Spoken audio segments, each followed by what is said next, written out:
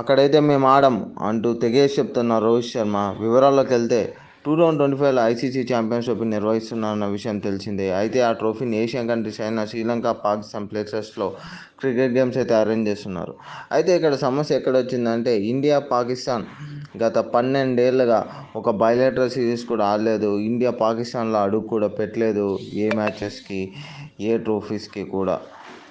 కానీ ఇప్పుడు సమస్య ఏంటంటే పాక్ గవర్నమెంట్ ఎలాగైనా ఇండియాని పాకిస్తాన్లో అడుగు పెట్టేలా చేసి క్రికెట్ ఆడిపించేలా ట్రై చేస్తున్నారు. అయితే ఇండియా గవర్నమెంట్ మాత్రం ఇండియా ప్లేయర్స్ను పాక్ ఏ విధంగా కూడా పంపాలని అనుకోవట్లేదు. ఎందుకంటే పాక్ టెర్రరిస్ట్ గ్రూప్ వల్ల ఇండియా ప్లేయర్స్కి థ్రెట్ ఉంటుంది. అలానే కాశ్మీర్ బార్డర్ గొడవలు తీరేంత వరకు ఇండియా, పాక్ కలిసి ఆడే ప్రశ్నే లేదు, అది పాక్లో ఆడాల్సిన ప్రశ్నే లేదు అని ఇండియా గవర్నమెంట్ అయితే తెగేసి చెప్తుంది.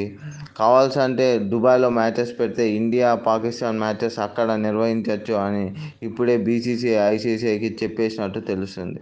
ఇంకా ఎక్కువ మాట్లాడితే పాక్ను ఐసీసీ ఛాంపియన్షిప్ ట్రోఫీ నుంచి తీసేయచ్చు అన్న ప్రపోజల్ కూడా బీసీసీఐ ఇవ్వచ్చు. ఎందుకంటే బీసీసీ అనేది ఇప్పుడు చాలా స్ట్రాంగ్ అయిపోయింది.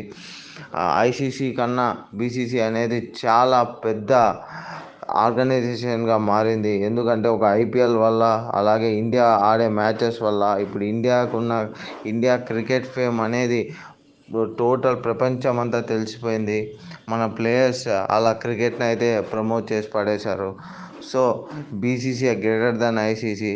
సో దీనికి ఐసీసీ ఎలా రియాక్ట్ అవుతుందో చూడాలి. ఇండియా అయితే ఎట్టి పరిస్థితుల్లోనూ పాక్లో కాళ్ళు అయితే పెట్టదు.